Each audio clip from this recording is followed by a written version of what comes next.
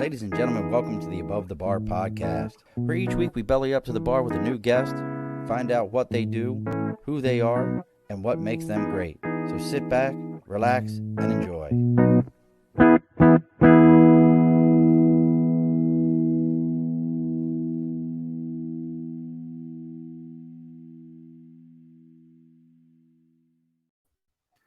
Alrighty, folks, it's that time of the year again. It's that time of the day again. Every couple of months, we've got to figure out what we're doing, where we're collecting, what our collections have become. We've brought the commander-in-chief of collecting back to the bar on this one. That's your new name. That's what I'm going to just call you from now on. My business card. That's it. I'm putting it on there. That's your new business card, is commander-in-chief of collecting. There's nothing you can do about that. I have dubbed you this. This is who you are. Back with us, folks, is Mr. Doug Dreier.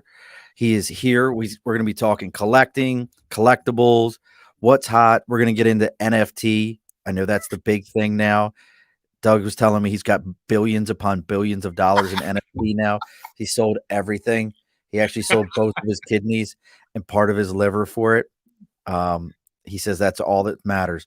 Who cares about anything else? Keep your Bitcoins. He needs NFTs. I don't know. And we're going to get into it. So, brother, man, welcome back as always. Glad to be back. Always happy to talk to you. Always thrilled to be here and connect coast to coast as it is. I always enjoy connecting with you. That's what we do, connectors. That's why we're here, right? So that's all collecting really truly is getting those connections going for different people for different reasons. And I'll tell you, man, you've got some cool stuff going on, and we're going to get ready to get into it. Before we get into that, let's get our house cleaning done as always, as we have to do as the bar opens up. First thing, as always, if you didn't catch Saturday's show, I saved this one for today also. We had a phenomenal show. If you didn't catch it, I will highly recommend everyone go out, check out Taryn. I got brand new. Do you hearing that popping noise? Or is that just on my end? We had Taryn. What is going on here? I just got a brand new set of headphones. All right, we had Taryn Hadfield. Got saying wrong shit all over the place. So we had Taryn Hadfield on with us over the weekend on Saturday, doing some Saturday music. Phenomenal young lady. Like, amazing voice. She's got a new song out called Manic Pixie Dream Girl, which I highly recommend everyone to check out. Phenomenal artist, lives up in Seattle. And there's a great story about her and Seattle, so make sure you go check that out. At the same time, we did our sticker and a cause, as we always do, and we had Miss God, I almost had it, forgot. I am having a hell of a time talking today, and I haven't had much bourbon at all. I'm going to say you've been at the bar a little bit too long today already. At the bar too long already. So we had Carrie V on with us, and Carrie dropped off a new sticker. I was on her show a few weeks ago, and it's like the opposite of ours. It's coffee and tea with Carrie V. So she's got a morning show. So it's coffee and tea, and then you can come here to the Above the Bar and you can get bourbon. So it's kind of like a whole day of talk. I like it. Like you can just get all the jibber jabber you could ever want out of your life. You got to find a lunch place. Maybe I'll fill in that lunch area. We've got coffee and tea. We've got a lunch. We'll do a dinner. And then we'll do the bar. We got it covered, man. Oh, we could do donuts with Doug. There you go. Coffee and tea with Carrie. I'll do the dinner one before the bar. There you go. Dinner with Doug.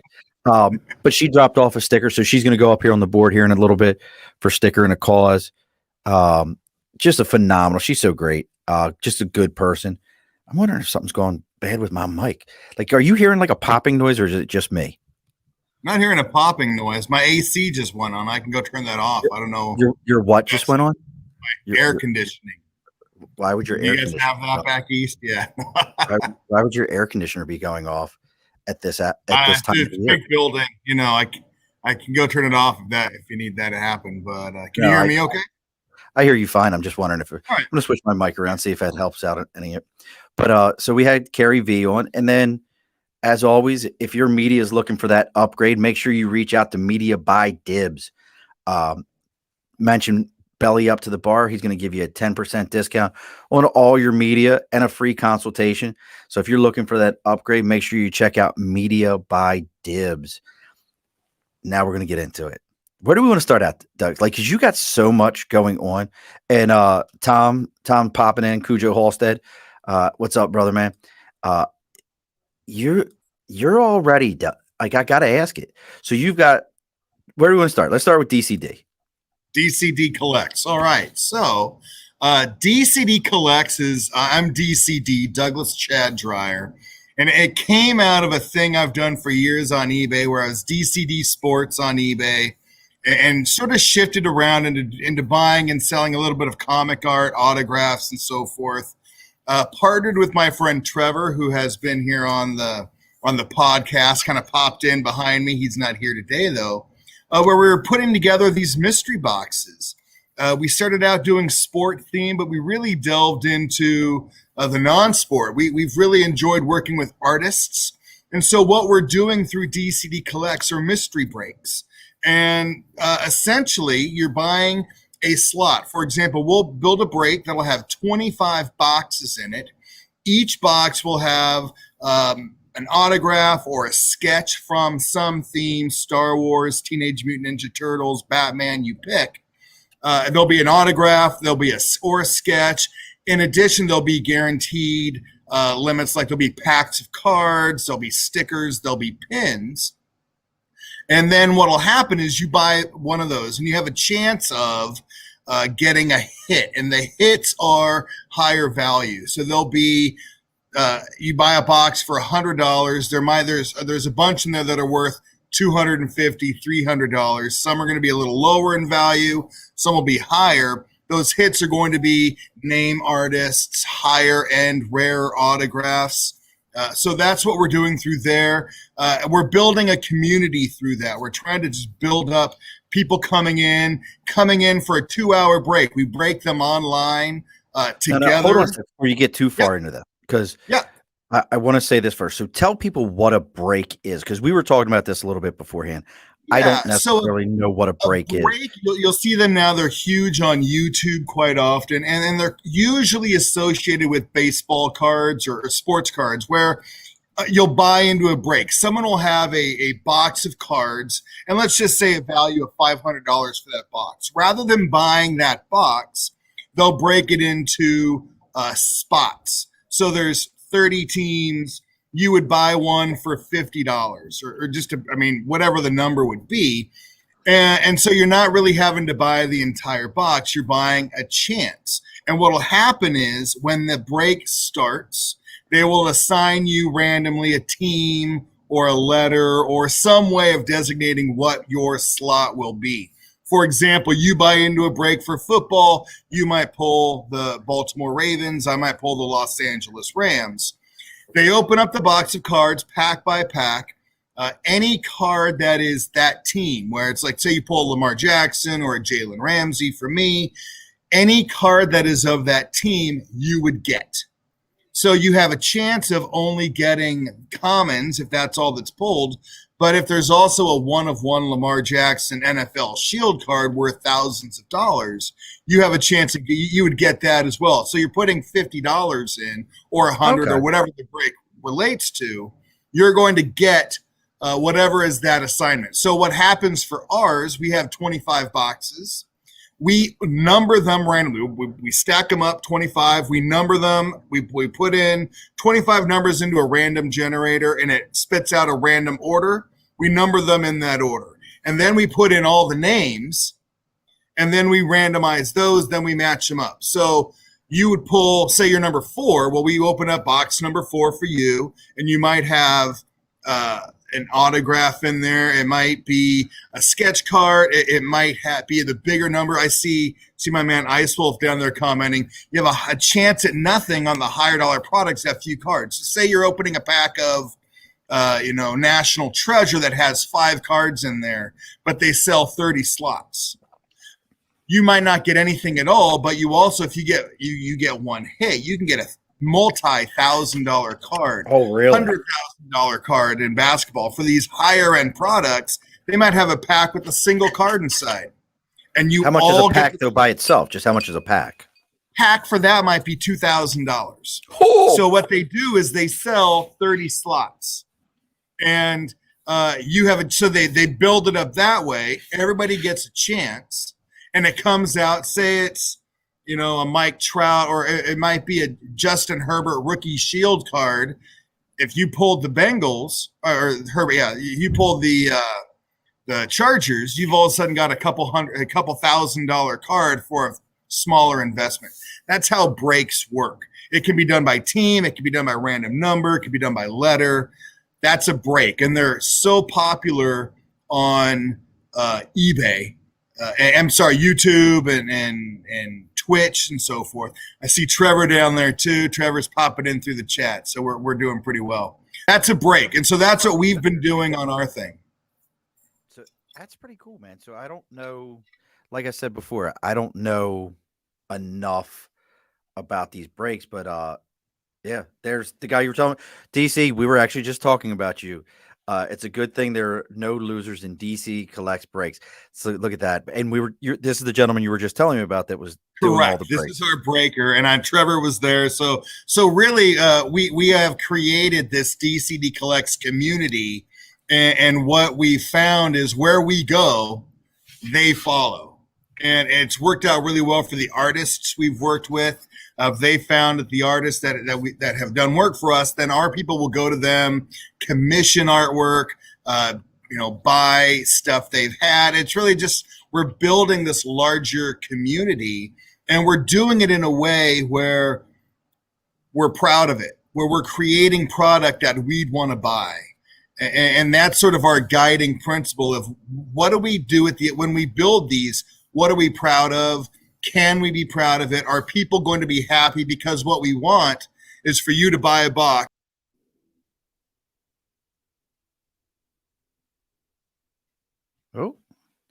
Oh, Doug. So we're having technical difficulties. So somehow we just lost Doug. I'm not sure what happened to him. We get Doug back. Why'd you run away from him? I don't know. But we're building something where we want you to come back. We were thinking long term. We want you to be enjoying the entire process. And when we say the process, we do these breaks live where everybody's in the chat room talking. So you feel like you're in a baseball card store or a bar with your friends, and we're opening up stuff together. It's very communal. And so you're getting razzed if you lose something. You're getting cheered if you get something. It's about being a family and a community. All right, now, okay, it stopped. Good. I was concerned there for a minute. I was like, I'm hearing feedback. No. Now, Derek had a great point here. He's done it, and he says he's done divisions, vice individual teams. Really, the only team that matters, Derek, it's definitely a bar. I have no doubt about it. You are at a bar. You can't see it around me because I'm just not moving all my stuff, Derek, but you are 100% at my bar, and you're close enough to Doug's bar. His is if I remember right, yours is to the right now. Is that right? You're right. It's now to my left. I'm actually turned around from how I normally sit. Oh, okay. So you're in Trevor's seat. Correct. That's right. So to go back to what Derek said, division versus individual. A division break, you would have, depending on the sport, 4 to 6 teams. If you're buying into a division in football, you're getting the AFC East or the NFC West. You're paying more, but you have a little bit more of a chance to win something. So if I pulled a NFC West, anything that came up, Cardinals, Rams, Seahawks, all those teams, Niners, I would get any one of those cards. See, I like the idea of it, and I always talk to people about. So my favorite form of gambling is auctions. I love auctions, and I tell people this all the time. And this is kind of sounds a little along those lines, a little bit more risky. But I always tell people with auctions, what's great about them is the only form of gambling you will ever do. And probably somebody from Vegas will kick down my door here shortly if they hear me talking about this, because auctions is the only time you'll ever gamble on something you want, and if you win, you get your item. If you lose, you keep your money. Sure. There's no other form of gambling like that in the world. Yeah. You never thought about it like that. About that. But yeah, I mean, And this is kind of like it's a gamble, but you're gambling. And if like so me, I love my Ravens. I do. So I would put out there, and if you run across Tyler Huntley, look, he is Lamar look, Lamarvelous. I'll give it to him all day long, but we had this conversation earlier. Tyler Huntley right now is the number one backup quarterback in the NFL. And Yeah. even that kid, Josh Johnson, that played on like 48 teams and 35 years old, if that guy doesn't get picked up for a team somewhere, I'll be mind boggled by it. But behind me, you can see that's my Aaron Donald rookie signed game worn jersey. And then this is a Johnny Hecker game worn jersey. That's from his Monday night game last year, special teams player of the week. This is my favorite player, Andrew Whitworth, big man, offensive tackle. And then this yellow jersey, that is Jared Goff's jersey from the Monday night football game against the Chiefs, where they won 54-51. That's the jersey he wore. And then that's the last jersey my father and I purchased together before it passed. So it has a lot more sentimental value to me than it has monetary value in general. That little extra to it. And look, Tom, the Cincinnati Bengals won everybody's league. I had Jamar Chase on my fantasy team all season long, and then had him on for my championship over the weekend. The dude cut me 54 points. Yeah. I won 160 something to 80 something. It was ridiculous. Incredible. So now you've got these breaks. Now that's separate. Now is that separate from the mystery boxes? And I know so the mystery boxes we have 25 boxes in what we call the epic mystery breaks. 25 boxes. You buy a slot. So you're buying 2 or 3 at whatever price you want. And then we randomize, you're going to get a number between 1 and 25, 3 numbers, if that's how many you buy. And then you would get those boxes that are numbered like that. So that's the epic mystery box. Those are our breaks. And even beyond that, rather than we're trying to build an experience. So you come onto our chat, you come into our Twitch or YouTube, and we're a family. And so rather than it just you're buying the boxes, we also are trying to say, hey, look, you're buying 2 hours of family entertainment. It's like going to a concert or a movie. You've got a guy on there, DC the Breaker, who is incredibly charismatic, knowledgeable, funny, got a theater background, so he's great at improv, knows how to build drama. And we're all together. So it's like being at a bar, watching someone you love do something you enjoy. It's even more than the cards and the break. It's the experience. We're trying to build this entire experience so it's worthwhile. Even if you don't get the hit, you've had 2 hours of spending time with friends, having fun, and you got something good to come out of it as well. All right, so we got to figure out how we're going to do one of these over StreamYard live from the bar. We'll do Sounds one great. night. We're working on that. Like we're planning on doing some of these live at Comic-Cons and so forth. So, oh God, could you imagine how that would be fun? That would be fun for a panel. Like, being able to like do a panel like that. That would be incredible. Just opening cards and just seeing. Now I want to get into the other side of this, and just so, Nick, we're going to talk about NFT. I promise you, because there's nobody I know who collects better than Doug. And as you see streaming across the bottom of our screen, DC Collects, that's with an S.com. Make sure you're going, you're checking that out. Trevor may peek his head up every so often. That's the big thing, is like we try to get Trevor to like peek his head up, and then he's like, and then he disappears. Not tonight, but we'll make that happen. We'll do a brain trust where you've got the 3 of us there trying to out each other. But also, so DCD Collects is the website. It's also us on Instagram. Follow us there. Yep. We have art giveaways. We're interactive. We're trying, we're finding great artists to work with. That's our main sort of interactive area is Instagram. Yeah, and you've got to come check it out, folks. It's neat. But now here's the other side. Now, we talked about this a little bit before the show.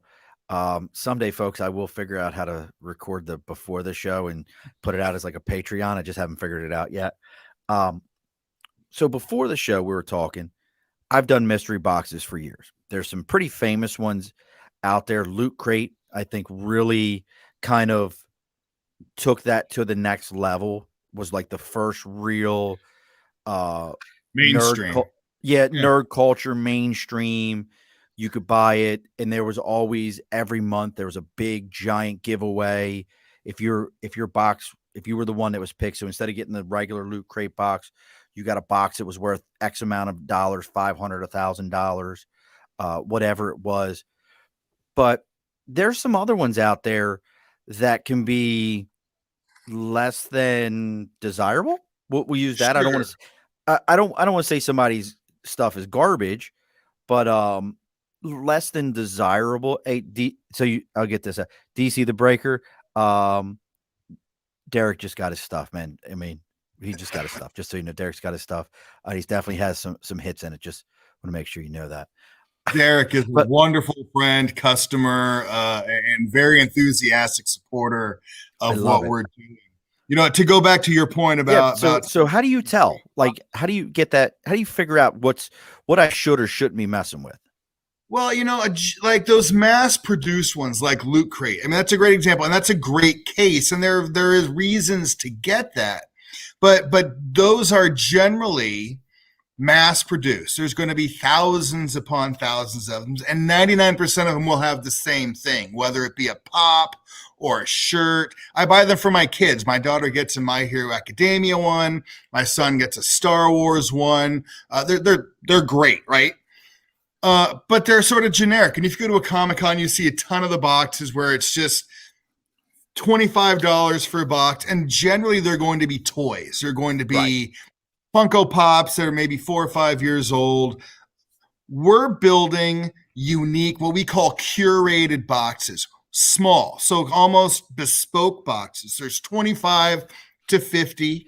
Each one is going to have, each one is going to have something like, it's going to have an autograph card through Topps, and that autograph might be a Jeremy Bullock. It might be, David Prowse, Star Wars. It might be a Warwick Davis as Wicket. I mean, or you're going to get an original sketch. So each one of these boxes is unique. Most of our boxes feature original packs.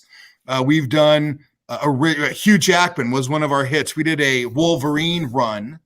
And the autographs in there were Hugh Jackman, Ryan Reynolds. You know, that was his first appearance as Deadpool in that Wolverine film. And they were autographed and authenticated through Top, or actually that one I think was through Rittenhouse. But they also had artwork. So you had a chance of getting sketch cards. You had a chance of getting larger pieces of work. There aren't many of them. So they're going to be really high quality. They're going to have something unique. And they're going to be value. There's going to be something there. You may not get your total value back, or you might get multiple numbers of that value, but you're going to walk away going, I felt like that was worthwhile. Sometimes you buy these boxes, you open it and you go, there's nothing here I want. It's a iPhone case for an iPhone 6. There's a pop of Baker Mayfield that was made 5 years ago that nobody wants. There's a Brady Anderson Baltimore Orioles pop from the year he hit 50 home. Hey, you watch your entire tongue there. Don't even you fall right off this podcast again. Don't want to hear that. Never talk bad about Brady Anderson. Chris Hoyles, Big Ben, Mike Musina was on that team. That team was amazing. They were amazing. Harold Baines, all those guys. But I remember I have a Chris Hoyle signed game-worn catcher's glove. So I'm fond of that. You saw what we're giving away here on the show, didn't you? Yeah. Look at you. So Ian Anderson is from here. Yeah. He went to high school up the street at Shen, and he was at the Albany Firewolves, which is our NLL team, National League Lacrosse, which I will tell you, for anyone who's listening, if you've never watched indoor box lacrosse, I promise you, you will watch indoor box lacrosse and think twice about an NFL game. I promise you. Like I took my mom to the home opener. She was up from Baltimore. I was like, well, you're in town. We haven't got to do stuff like this in a long time. Let's go to the home opener. My mother was so excited watching the fights. Yeah, of course. At one point in time, the goalies had taken off their pads and were throwing hands. It was such a good fight. It made it to ESPN. And this come is on, NLL. man. This is NLL.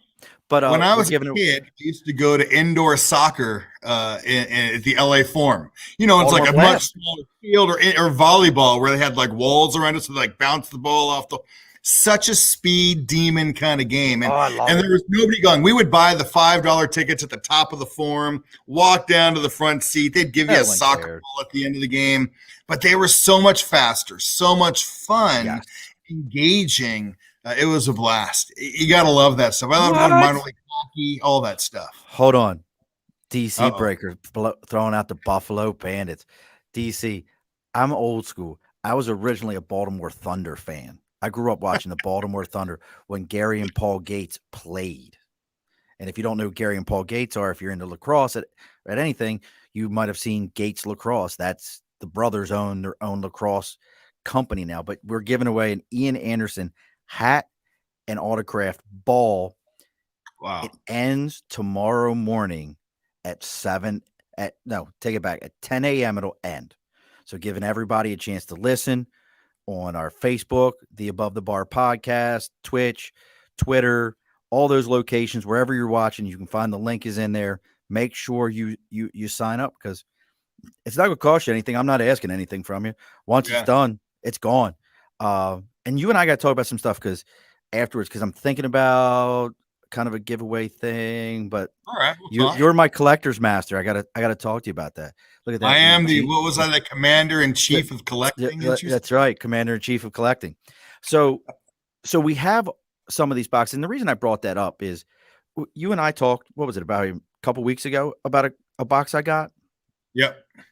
Yeah. I spent a lot of money on the box. It was, and this is why I say that your stuff sounds great.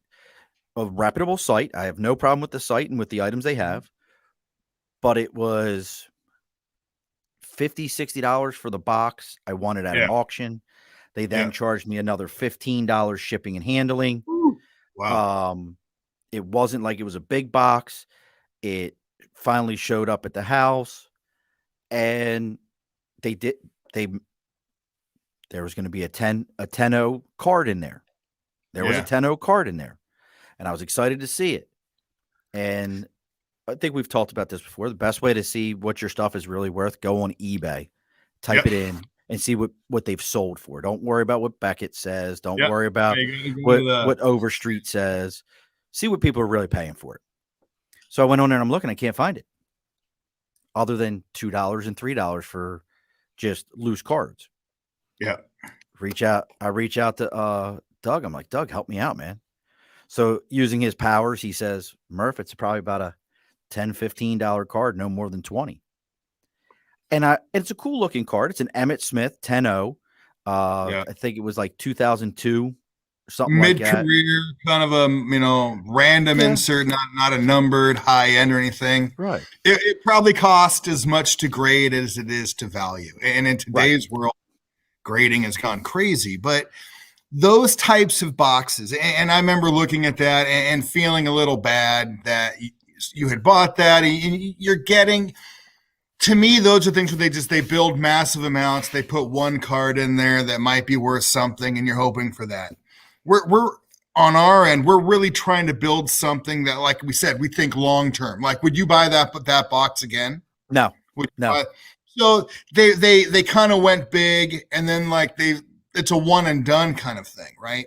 We're hoping. So we have 25 boxes. We're going to try to have 5 to 10 hits in there where you feel like everybody's getting a chance to get something. It's a 1 in 3, 1 in 4, whatever you want it to be. But even if you're not getting the hits, you're going home with a sketch card, something that's this size. It may not be worth a huge amount of money, but it's an original piece of art, or a certified authentic autograph card from Topps or Rittenhouse of a character from a movie, something. You're getting something that does have some value. In addition, by opening it live, we're creating a larger experience. It's kind of like you and I talking. It'd be the same. DC would be there opening cards, going, hey, you got the great Zatanna by X player, whatever. And so it's an experience. And so it's in addition to the value you get from the box, it's the experience of 2 hours with your family, with your tribe, with your community. I look at that bag or the box that you bought, and you go through those, and they're all kind of nothing cards they where were you're really 90s, yeah. a lot of Junk. 90s stuff in there. Stuff that I was like, it was a lot of it was that height of the card era Yeah. What where we call the junk wax era. That yeah, 91 to 99, the Fleer, the Donruss, the Tops, where the banana baseball, card.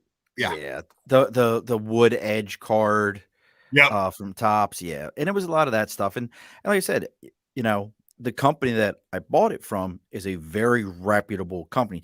Sure. They don't know what's in the box. They were auctioning off the box. Yeah. They are very reputable. I would never even badmouth them. I've gotten other stuff from them that is really cool. They have great movie memorabilia stuff. But I was just saying, it was one of those things that looking at your stuff and thinking about that, I was kind of like, this really kind of threw me off from that. I'm going to throw a twist into your thing, though. You know what you ought to do? You should let people just before it starts, once they have their number, auction off their number to somebody else. Are you willing to I love like my number, number 6. I'm all about the number 6. Sure. I don't know why. It just always has been. And if I didn't get that number, I might be like, Doug's got it. So that's fair. So DC and Trevor, let's make some notes. Let's have a 2-minute option of, hey, let's trade numbers if you want to do so. Yeah, you could trade your number. But if you trade your number, it's got to be like you can trade your number for like a 5 spot and give the money to donation, give it to a charity or something like that. Yeah.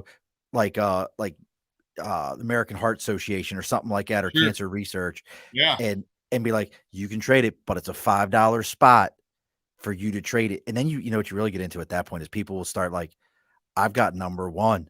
What are you going to give me for number 1? Will you give me 5? Will you give me? And then, see, we're on to this right now. We're into something. See, look at this. Trevor's digging it. I like it. Nice.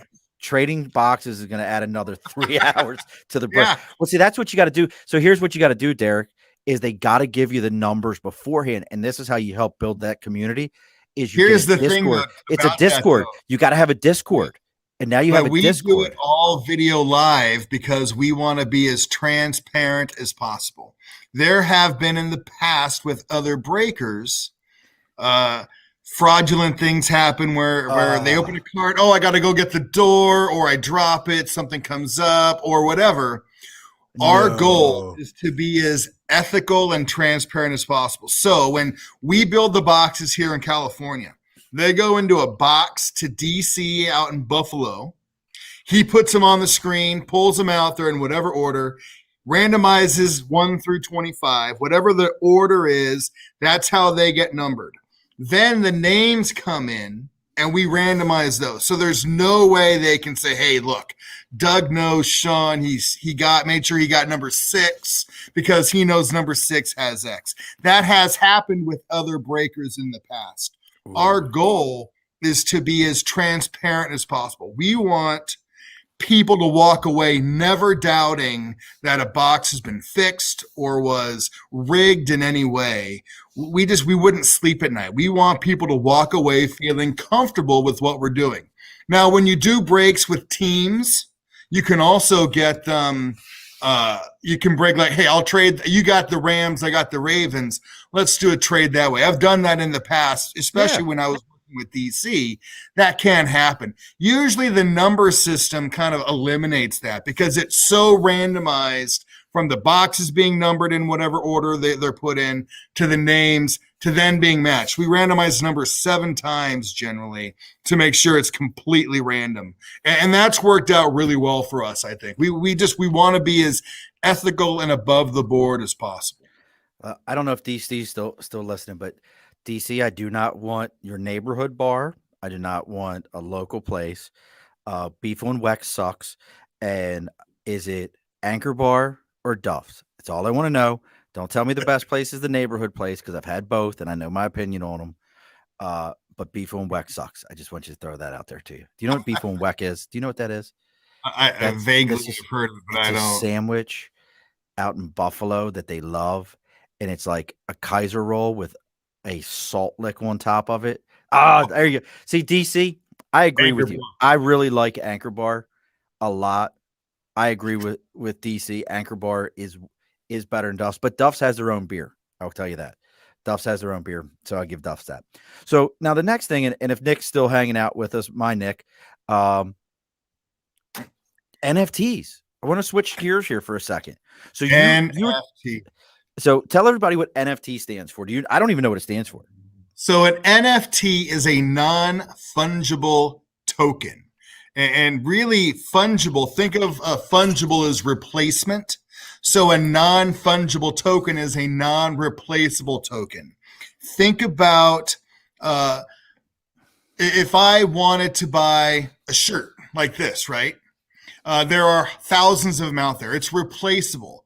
But if I wanted to buy a Mike Trout game, or if I wanted to buy that Jared Goff jersey back there from that game, that's the only one. There's only that one warrant. It is identifiable. That is non-fungible. It cannot be replaced or replicated in any way. So that's really, if you think about it that way, non-fungible token means it's unique, one of a kind. And really, you see a lot of it now. People are a lot of it's with digital art. Someone will create a digital art piece, and they will then tie it to a particular NFT, which is a unique address, right? And it cannot be changed. Non-fungible can't be. It's kept out in public. Anytime that piece transfers, it's a public transaction. So, like a artists are taking these NFTs, and they're able to protect their work because no one can steal it or replicate it, and no one would believe it's real because they don't have the NFT. So if I created a piece of art digitally and wanted to sell it to you, I would do an NFT transfer through Ethereum or whatever you want to do. And then the public record would show that you now own that piece. So no one else could come along and say, hey, I own that piece of art. They could maybe replicate the artwork, but no one would ever be able to say they own that because in public record, you own that NFT. I own a few NFTs. They're low level. I bought them through Major League Baseball at BAT, like an app. But they produced like an NFT of Derek Jeter's final at bat where he hit the home run, or I have Mike Trout's first home run, or him taking the ball away in Baltimore. Actually, those were Baltimore things. I bought those through MLB at bat. They were doing these. I bought them through OpenSea, which is a Bitcoin blockchain source. Not a lot of money. Didn't put a lot of money into them, but I technically own the Major League Baseball at bat version of that moment. Doesn't really matter. I have a few pieces that Major League Baseball did where they put out artwork of Mike Trout that were one of a kind. I bought those. So I can print that and I have it, but anybody could print it. But I'm the only original owner of that piece. So that's really leaned into people are using these now to go crazy. The very first tweet by the guy that created Twitter, $5 million or some shit. $2.9 million for the NFT of I'm setting up my tweet. That's it, yeah. And so is that a crazy thing? Is that a COVID craziness thing? Is it the next thing happening? Nobody knows. We've all seen things go through the roof. And COVID has certainly affected how collectibles are thought of and treated. One of the things about NFTs and really any bit currency type stuff is they're non-regulated.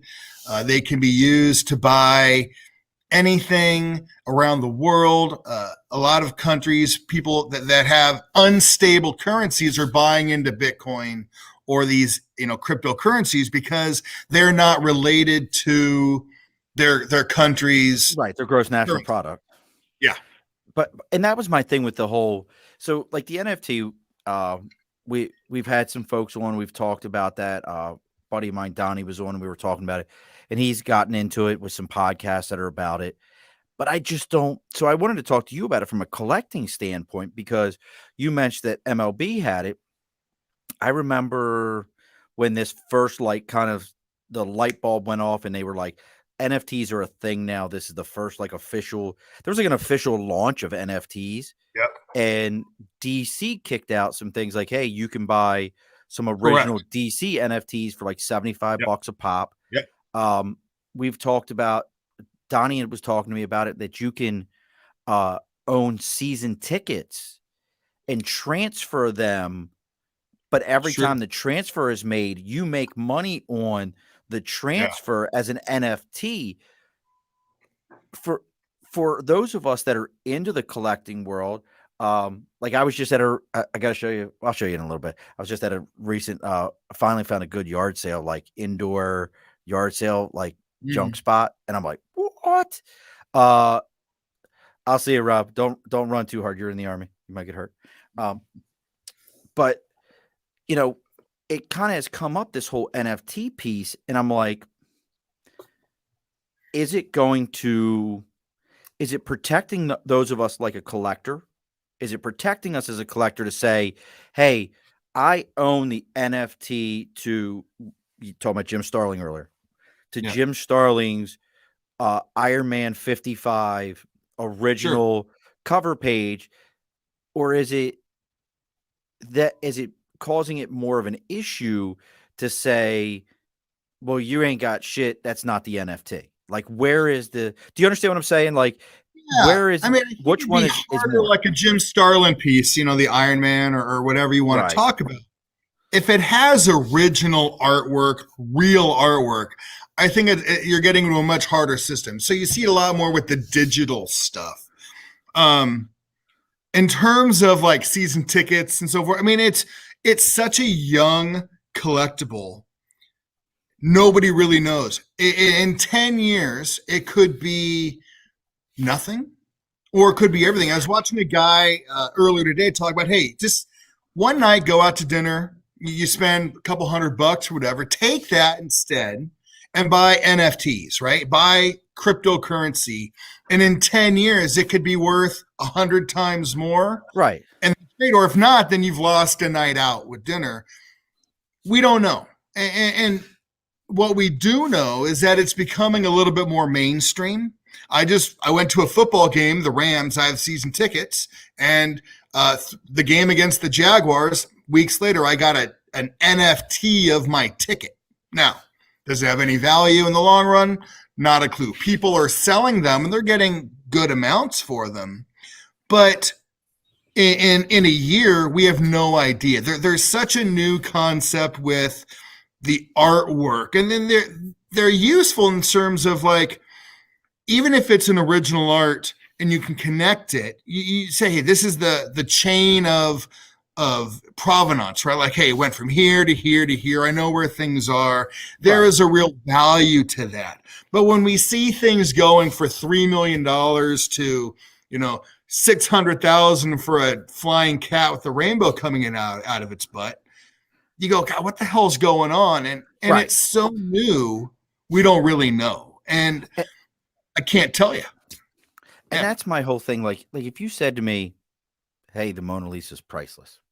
Absolutely. There's, as far, well, who knows? The conspiracy theorists will tell you it's been stolen, it's been lost forever and all that shit. But this NFT, here's what throws me off to it is somebody says, well, I've got the NFT of, Mike Trout's first home run. Great. I'll go watch it on TV, or I can download that. Like, where, I guess that's what I'm trying to figure out in these NFTs is, and for those who don't know, NFTs are tied to blockchain. Blockchain is crypto, and is it Ethereum? Ethereum. It's your Ether currency. Yeah.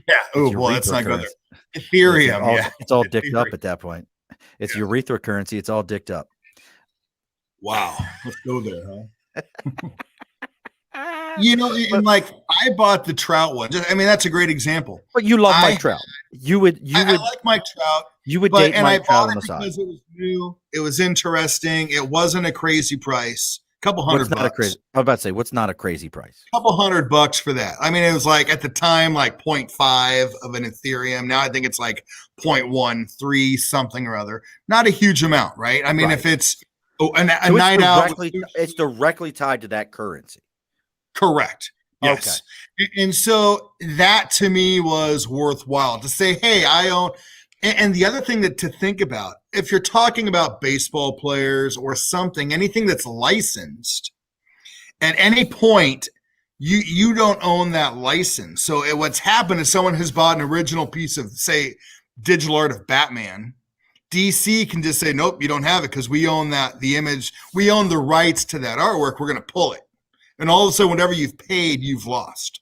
So the NFTs I bought were through Major League Baseball at Bat, which is sort of an app they have that kind of runs baseball games. You can listen to the radio. It kind of gives you a digital play-by-play. It's licensed. So they're able to use the logos. They're able to use the moments. But I have no cons. I have no belief that in 10 years I'm going to retire on the fact that I own an NFT. Right. But I mean, I guess, Mike Trout, when he goes in, he'll be a Hall of Famer. Yeah, no doubt about it in my mind. Like Trout's a Hall of Famer. And I had to look it up once we started talking about it. So if you're interested in the DC stuff, I imagine Marvel's doing it also. You go to you just type in DCU NFT and it comes up to register for DC fandom and receive free NFT. Yeah. Now there's something for you to think about. So they'll be like you'll buy a pack, and then there'll be 5 commons, an uncommon, maybe a rare, and then there'll be a little bonus thing that'll be thrown in there that if you buy a pack, you get a free card. You see that through. Are there cards? The DC you can buy NFT cards. You can buy packs of cards. Panini has done it. Topps has done it. I know I own some from Doctor Who because I'm a nerd. But you can also the basketball, the NBA really they piloted a program where you can buy. Say there's a big basketball game, the Lakers are playing, LeBron makes a huge slam dunk.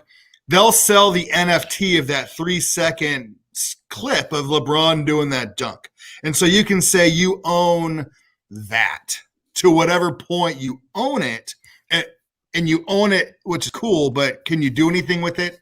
You don't own the rights to reproduce it. You don't own the rights to market it.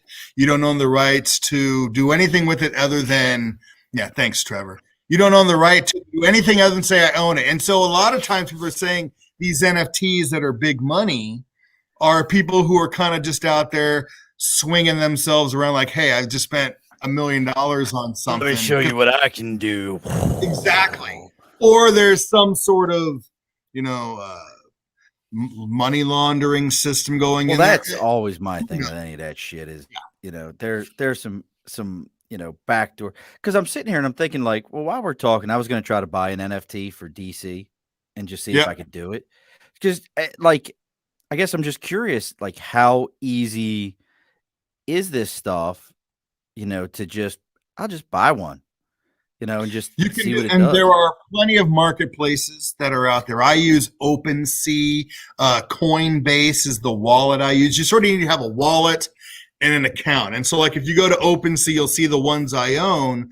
But when I want to buy something, I have to go through my wallet, convert it to whatever account they're using.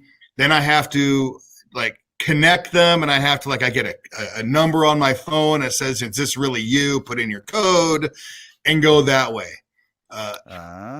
So you need to have a wallet that houses your cash or your Bitcoin. And there are plenty out there. I use Coinbase because that was the one I Googled. I have Coinbase. Yeah. And that's a great one.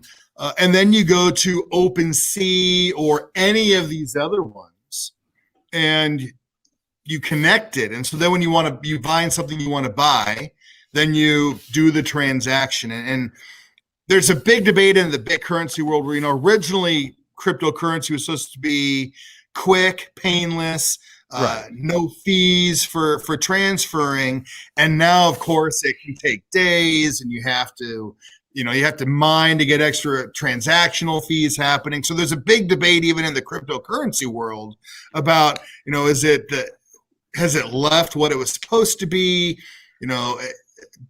Big problems, big debates within all that world, as any world of collecting. I have a friend who actually mines at his home. He's like, it's not a lot. He goes, it's like 30 some dollars a day. He goes, but it's there. And that was another one. Like that's been a big debate here in New York. But I really I went on this DCD site and they were like, yeah, go here and you can get fucking NFTs for free. I'm like, I'm not saying nothing. So somehow I have to teach me how to do it because I'm trying to figure this out. Because, I need Mike Devereaux's. I need Mike Devereaux. I need a Mike Devereaux NFT. You think that exists? Do you think I'm the only person? Who the hell other knows? than Mike Devereaux's mom? Do you think there you go. The only person on the planet that would want a Mike Devereaux NFT? But you could create above the bar podcast artwork, and then you could then connect it to an NFT, and you could auction it off for charity, or you could sell them to raise funds. And so, like, you could say, here is the red version of my logo. Here is the blue version. There was an auction a couple months ago of the guy that had created the tongue logo for the Rolling Stones. He came up with 7 or 8 different tongue logos, and then sold the NFTs of them. And so you got the NFT and you got the digital artwork, but you also then got the original artwork to go with it. And these were going in the millions of dollars prices. Major League Baseball sells them where you can buy a design of, they'll have 100 of them. 1 will be gold, 10 will be silver, and the rest will be bronze. The bronze ones come, you get the poster. The 10 ones come signed, and the gold one comes with a signed poster and an autographed baseball. I mean, there's ways of making kind of like cards, right? You've got the 1 of 1, right, the 1 of 5, the 1 of 25. They're the same card, different colors. You get the same thing in NFTs. So if you go buy a pack of baseball NFTs, you might get a gold 1 of 1 Mike Devereaux, or you might get that's Chris Brady Anderson. That's what you really want. You get 50. Really, and so we get into the concept of kind of like cards, forced rarity. Would you rather have a 1 of 1 that you're paying $100,000 for, or a 1 of 99 that you're paying $40 for? You're playing the chance you might get that 1 of 1 that's worth a lot of money. Now, one of you that is listening, because I'm not good at this shit, find me the DC NFT, send me the link. I'll go in, I'll buy an NFT from DC right now. My wife loves Wonder Woman. I'll buy a Wonder Woman NFT for my wife. Yeah. So we'll make this happen if somebody can figure out how to do it. I just tried to do it. I couldn't figure it out. So, but how do you feel like it?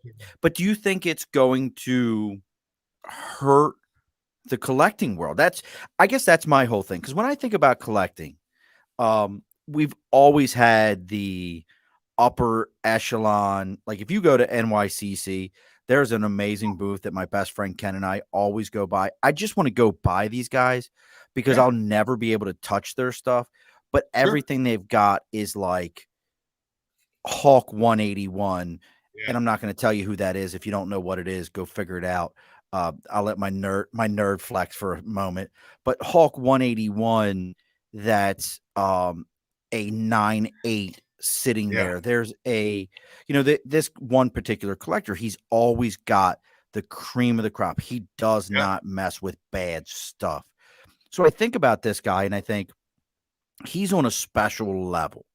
And we've all known those guys. And I have books. I have, well, here's a perfect example. I have issue 1 Justice League of America. Sure. But it's got a replacement cover on it. Mm-hmm. Cover was lost, replacement cover on it. It's worth about $160. But you know what I can say? I got one. You own it. I got one. I own one.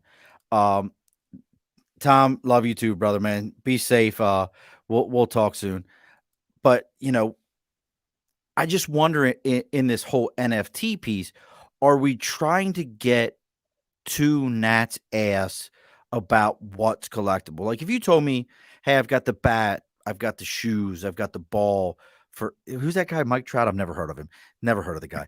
He The plays thing about Kirk Gibson, soccer. I had the jersey, bat, and helmet from the '88 World Series. Right. And we've talked about that whole go back and listen to our first show together. That is a whole thing in and of itself, how Doug ended up with that. He's lucky his mom didn't disown him. She's a good lady. She's a good lady. Supportive. She was supportive. He's lucky. Like I said, he's lucky his mom didn't disown him. But that's a perfect example. If you told me you had all those things, but if you told me, hey, I've got a picture of that happening, I would probably tell you, okay. Yeah. Like I just don't understand. I don't understand the excitement about it. I mean, there are people who out there who go, God, you pay money for guys on a card. You pay Mike Trout went for $4 million, LeBron James or Luka Doncic. If you're paying that kind of money for stuff. What Trout went for $4 million? His rookie card, a 1-of-1 or 1-of-5 for $4 million auction. Doug, you just went all crazy on me. You said Mike. You froze on me. Oh, I'm gone. You're frozen, Doug. You're frozen. And as you said, so all right, you're back. So Mike Trout rookie card. You said it was a 1-of-5? 1-of-1. I don't remember exactly, but it was sold through Golden Auctions and it brought huge money, 4-point-something million. And like people are spending that kind of money for a card that's 11 years old, or Luka Doncic, or these guys who were drafted in the NBA a year ago. Their rookie cards are going for millions of dollars if you get the 1-of-1 logo shield or shoe, and then they get hurt and then they're not worth anything. I mean, to me, and it's hard for me to wrap my mind around that. I'm such a logical collector, which rarely coincides. But when you say, "Hey, we're not good at that," a Mickey Mantle card is going to sell for X amount of dollars. The 52 Topps card. I understand the demand. I understand the rarity. I understand that makes sense to me. But when I hear cards that are just a few years old for a guy that could get injured, even Mike Trout. I mean, he's 11 years. He's been in the league 11 years. He's most likely a Hall of Famer. Oh, absolutely. There's a little bit more stability. Pardon? First ballot. I mean, probably, could go off the rails, but someone like, Jean Morant, who's a great player, but he's been in the league a year and a half. Maybe he gets hurt, and then the value's gone. When it comes to NFTs, they've really only been a thing. They've been around since mid 2010, 2015. But have they been around that long? Blockchain and so forth. NFTs, I think, first appeared in 2014. I don't know that. Don't quote me on that. But the concept of them as a real collectible, that's 2020. We're talking pretty recent. We just don't know. And if someone spends $3 million on a tweet, are we going to go in 5 years go, okay, what's the big deal? Or, oh my God, he owns the first tweet. And there are times where the notoriety gives it that value as well. Hey, you spent $3 million on something you don't know or you don't really own, but we all know that transaction. Therefore, we accept that the value is worth X amount of dollars. Well, that's the other side to it. Is you and I are talking about this, and we're talking about a tweet that was $3 million. What was it? The video, "Ow, Charlie," where the kid, the English kid, was like 1.2 or $1.6 million. Yeah. We're talking about this, and you and I are looking at it and going, "This is insanity." Yeah. But at the same time, I'll flip the script on both of us. Yeah. People that can pay that kind of money for that something frivolous do not care. No, it means nothing to them. It never crosses their mind to say, well, my God, 1.2 million, that charter school down the street for $1.2 million, sure, I could fund them for years. They could give two shits about that, folks. I hate to be the person. But you also, that person who bought that could also buy that and fund that charter school. Exactly. I mean, they could do both, and we just don't know. Like I look at, I've been a big collector. I've bought big items and I've spent stuff I shouldn't have spent, and I've spent numbers I shouldn't have spent there too. But I look at these things and I don't get it. Now, that doesn't mean I'm wrong or I'm right. I'm probably just too old school. I look at these baseball cards with cut up jerseys or shoes, and they're going for huge amounts of money. I'm like, I could just go buy a jersey. Monster I would rather money. own a game worn uniform. Like, to me, that's Thank you. an entire thing. But we also understand collecting. You do things because they bring you joy, or they make those, those joy cells in your brain pop up and you enjoy it, or the thrill of being in an auction, right? And you're bidding and something against you. That's a real buzz, right? How many auctions have you been to? Do you know how many auctions you've been to? Probably hundreds. I mean, I've been working with auctions my entire adult life. I've been, you name the auction house in the U.S., even in Europe. I've probably worked with Bonhams, Heritage, Golden, Sports Cards Plus, Robert Edward auctions, Love of the Game auctions, Huggins and Scott auctions. I've worked with them all, and I've been to live auctions. I've been to online auctions. I've handled it through video, through phone. I used to do it on paper, through teletrade, and you're writing in your bids and faxing them over. Oh, yeah. Yeah, remember that? You had to fax in your bid sheets and stuff like that. God, I'm trying to find. And there is a thing where where people are against each other and bidding, and there's a thrill, and the crowd is cheering you on, and the auction house is the guys there talking to you.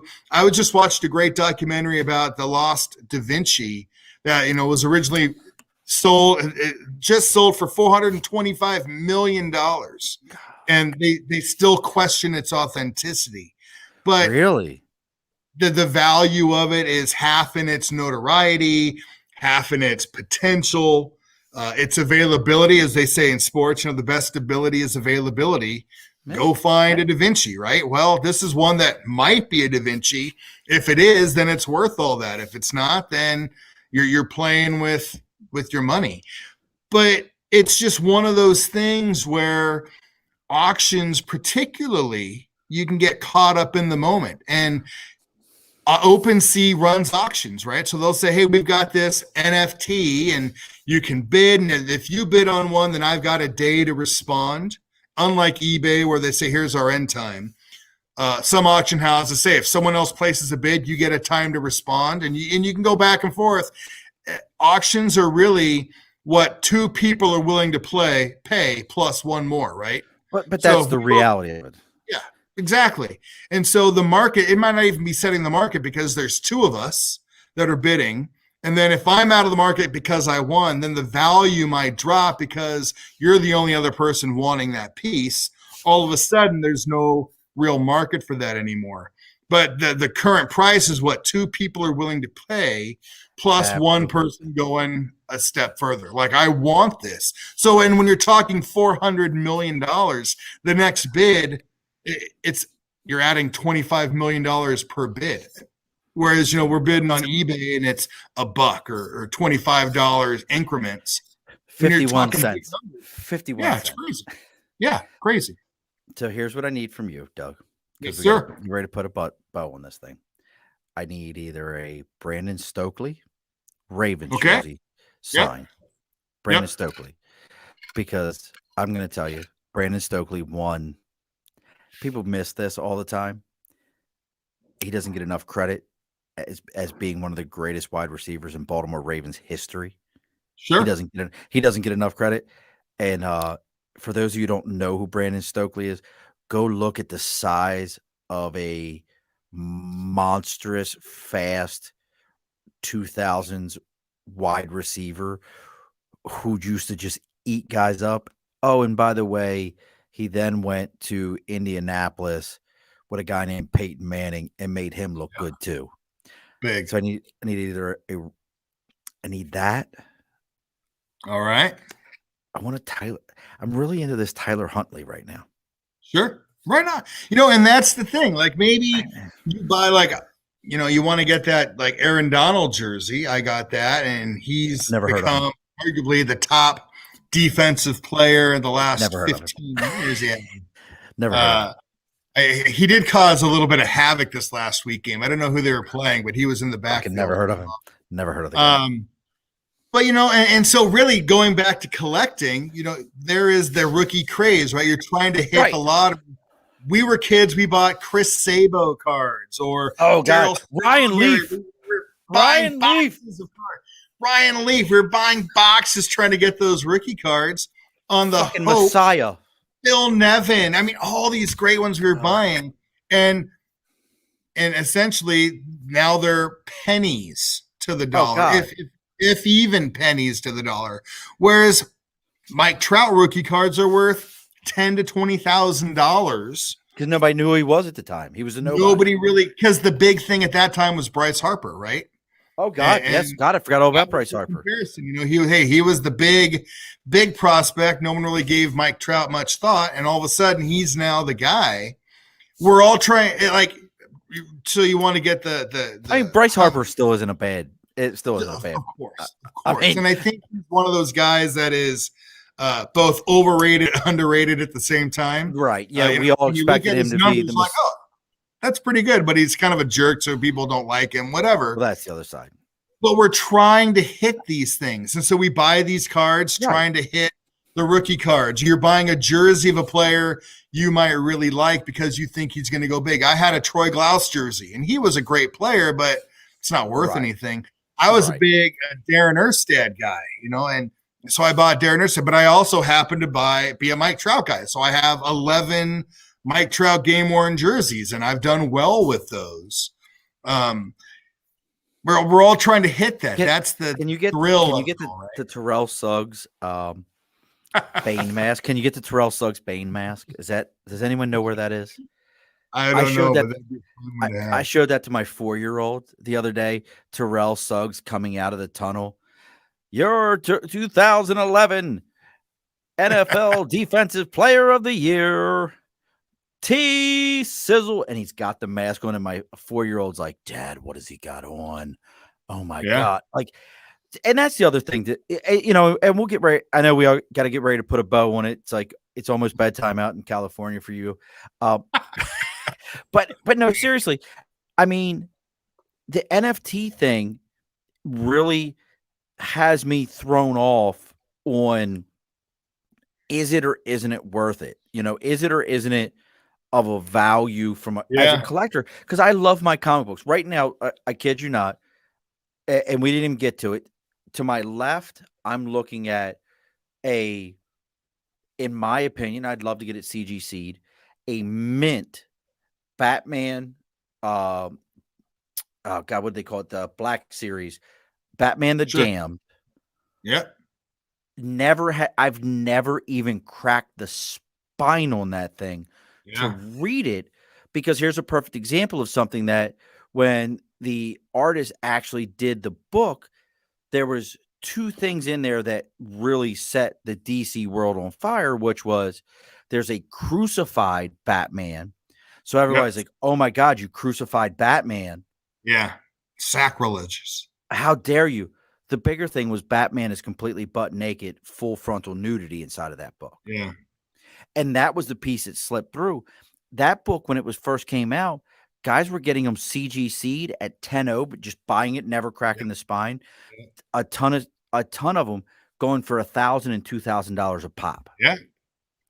And I think about that as I look at it, and then down below that, I'm looking at Tales of Suspense, Iron Man and Captain America, issue number 81, Static Shock, who they're talking about bringing finally into the DC, regular DC. I've got the first 5 issues of that sitting there. To my right, I've got some, great books sitting here. I think about those, and then I think about this whole NFT thing, and it actually kind of, as a collector, I'm like, I get you because you're a big Trout fan. Look, trust me, there's nobody I know that you would. Let's be honest. Would you make out with Mike Trout? No. but I hired an artist. I have I commissioned a piece of art by the most famous baseball artist today, a guy named Greg Kriendler, who just on his Instagram today posted a work in progress of my Mike Trout piece. And it's gorgeous. It's going to fit on my wall between my jerseys. And it's a great piece of art by an actual artist. And I think about what I'm paying for that versus NFT. I'm a tangible guy. Look, I want to be able to hold it. Thank you. It, own it, touch it, share it with people. Right. But it's what I've learned over the last 40 years of collecting is somebody will collect anything, right? Like there's somebody you go, I collect I collect stickers. Some jerk's putting them on his back wall or whatever. That's his life. Yeah. Versus, collecting lighters or people who collect pens from the hotels they've traveled. Right. There is something for everybody. And we all collect differently. Some of us are speculative. Some of us are set collectors. Some of us are completists. We want to build a comic book. Some of us prefer game worn. I mean, there are so many ways to collect something. And it can be digital. It can be emotional. We talk about collecting memories. It could be tangible. It can be fungible or non-fungible. There's no right way to collect. Now, we can sit here and go, boy, we don't understand it. And in 3 years, it might all be gone. Or in 3 years, it might be the way to do everything because you can track each piece individually. There's a provenance to it. We just don't know. And it's such a youthful collection that we don't know. And like all things that kind of like hit the ground fast is they're going to come in like a meteor, right? They're going to be big. They're going to be flashy. And then some will hit the ground to become meteorites. And those are the ones that stay with us, right? Like they've grown in value. They're tangible, to use that word, or they might just burn up in the sky. We never see them again. It'll be a Liefeld It'll be like a Liefeld drawing. Yeah. Liefeld was big and he was flashy, and now nobody wants his shit anywhere. I mean, and that's just. This is amazing, brother. DC Collects with an S at the end of it. .com. DCD Collects. The bourbon and the beer are catching up. I know. Hey, I feel you, brother. DCD Collects with an S at the end of collects, folks. Correct. Make sure you're checking them out. Make sure you're going on there. Make sure you're checking it out. I think Doug and I are going to have to figure out a way that maybe I'll buy into one of these boxes. We'd love to have you, man. Maybe we'll buy into one of these boxes. We'll see what we got to do to stream it on the show, and we'll even do a beyond whole thing. that. Join our community. Just come to our chats. You don't have to buy anything to be a part of our community. Just sit there and talk to people. They follow you. You saw there's, Derek. You guys got a great crowd. Even Trevor. Got a great crowd. Even Trevor. But we've built this community. Our tagline, we're cultivating collectors, creating community, right? And we're trying to grow people, and we're trying to build this place where we can all do it together. Cultivating collectors, creating community. That's what we're trying to do. That's awesome. And it's such I just love it because, it's funny, we'll get right, as I keep saying, we're going to put a bow on this, but for those of you that don't know Doug and I, we could probably sit here for freaking hours on end. From breakfast till the bar, we could do this. Yeah, from breakfast to the bar, we could sit here and do this because this is what we enjoy. I will tell you now, that box we talked about earlier, to bring it full circle, as much as I opened it and I went, meh, my 12-year-old who isn't into baseball, he'll sit and watch a football for like 3 minutes and then walk away from dad, sat there and looked at those cards and was interested. Who are these guys, Dad? What do they matter? Why are they important? Why are they on here? And he even went back and looked some guys up. And I even handed him the box. I said, son, look these guys up. See who they are. Because now he's a hockey kid. He likes value. I mean, that is a non-tangible value that was added. Number on that. Time with your children. They expanded on it in some way. So you might have spent X amount of dollars on that and felt like you got lesser amount than it was worth. But you look back and, hey, I spent some extra amount of time with my family. He went further above and beyond. There is value to that. And that is that is a collection too, right? You look back now and Right. think about, hey, I It's a did that with collection of my memories. me.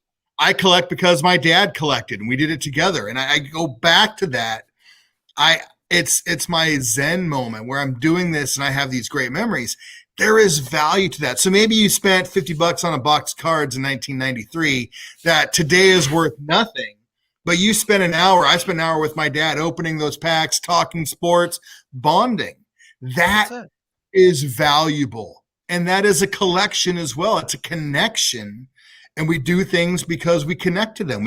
You and I connect over so many different topics and localities. There's a reason you and I gel so well together because we have a are lucky we're on either. Our wives are lucky we're on opposite coasts. Absolutely. But there's this commonality of language and like you found your tribe and that matters. So you had for a few moments, you had a commonality of time and interest with your son. And there is immense value to that. Brother, I always appreciate you coming on. It's always so much fun.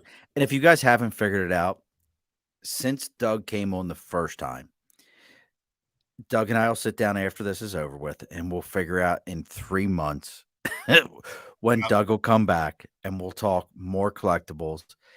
Doug is the only truly Fox a little bit. I have talked to Fox in a while, but Doug is my true reoccurring guest. He keeps us grounded. He lets us know what's going on in the collecting world, what's important, what we need to be looking at. NFTs are a thing right now. So he's talking to us about NFTs. DCD Collects with an S at the end of it.com. Make sure you're going and checking his stuff out. For those of you that jumped on our Twitch, thank you so much. I'm really trying to push this Twitch piece. It's a well, you know what? We can talk about it afterwards, but that's for me, for what I do. Yeah. Twitch is my NFT. Yeah. They have become such a big piece. Hello, Melissa. That has become such a big piece for my world, increasing my Twitch following. Yeah. I don't know Twitch. All of them look at me and go, this old dude with this gray ass fucking skunked beard, what is he doing on Twitch? Yeah. Because I'm your old-daddy. I mean, I don't know enough about it. Yeah. Twitch makes streaming easy. And so does. when we do our breaks, they go through Twitch, they go through YouTube, and we're gonna be working on creating our other own content type stuff. But you got to start somewhere, man, and you got to keep trying new things, and it works. Fun. Hard work is rewarded, right? It absolutely is. And you know the deal, Doug. We're going to get ready to close this thing up. And and I forgot about this. Let's not forget how important this is. Collectionconnection.com. Collectionconnection.com. That's where the THE collectionconnection.com. Yeah, I have people contacting me. They inherit collections. They're looking for advice or guidance on how to sell their collections, where they'll get the best response. Where people try to sell collections they've inherited locally, they get screwed. They contact me. I am fair. I'm neutral. I know I have all the connections to the auction house. I can put them in contact. Maybe that's next for us, Doug. Maybe that's next for us. Okay. We'll put it. We got 3 months. So what is it? January. So what is it? April timeframe will be our next one. Then in April, for those of you that are listening to this one, send me or send Doug something out of your collection that you want to know about. And we will tell you nothing about it. We won't know anything about it, but we will be like, that shit's cool. And we'll go. We will completely make it up and give you the absolute wrong facts. Absolutely. It's like when people ask questions and say wrong answer only. That's what we'll do. We will give you some jacked up shit. Be like, that would be great as a cake topper. We'll just go through it that way, brother, man. As always, folks, if you're enjoying this, make sure you take a moment, follow Doug on DCD Collects on Instagram. He's got a Facebook. I don't know if he'll follow you back on Facebook, personal Facebook, but you know what? You got to figure that shit out yourself. We'll give it a shot. Our Instagram here is, so as we've grown, and for our LinkedIn audience, whoever logged in for LinkedIn, thank you so much. This is a new piece for us. I worked on getting the LinkedIn piece up. We have a personal, just straight up LinkedIn LinkedIn page for the show. And everything is the Above the Bar podcast, whether it be Facebook, whether it be LinkedIn, whether it be YouTube, whether it be Twitch. Our email is theabovethebarpodcast@gmail.com. The only one that's different, just because Twitter just doesn't love me as much as I think Twitter should, but I'm not buying a tweet for $2.9 million of an NFT. Just not happening. So our Twitter is at Above the Bar 4, because there were some other ones out there. So Crazy. Isn't it silly? It was too long, they said. I've never had that happen to me before, but that time they said it was too long. So please make sure you're following our stuff. If you're listening to this, make sure you go ahead and on your phones. If you're watching the live right now, make sure you go onto your phones or your podcast devices and you subscribe to this. This is the only way it gets growing. This is the only way our community grows. It's the only way Doug's community grows. Doug and I are going to talk. I think we should do it. Let's figure it out. If Trevor lets us. Trevor's the boss. We all know Trevor's the boss. That's why he's never on the camera. Doug is the face. Trevor is the boss. We know. And if this is the face of our franchise, we're in sad shape of affairs, right? What are we talking about? Oh, goodness. Well, you know the deal, Doug. The guest always gets the last word. So what is the last word? I will just tell you that this community that you have and my community, it's been so much fun merging them together and getting to talk to you. This concept of coast to coast collecting, which is something I think you and I could maybe branch out on and talk about, is wonderful. I always enjoy coming in and talking to you. I love collecting. I love what it brings. I love what it can do for people. These communities that we've become part of through this or our collections, they become sort of our family, our tribe, and we feel comfortable. And through all this chaotic time of the world that's going on for whatever reasons, finding a place where you can be at peace and talk a shared language and be together is immensely valuable. Whether it's talking football, Ravens, Rams, or Orioles, or Angels, or whatever, whatever gives you comfort and peace. Collecting, family, time, just keep doing it and cultivate that. Alrighty, folks, be sure to push your stool in. This has been an Earplug Podcast presentation, found on earplugpodcast.com, iTunes, SoundCloud, and wherever your favorite podcasts are found.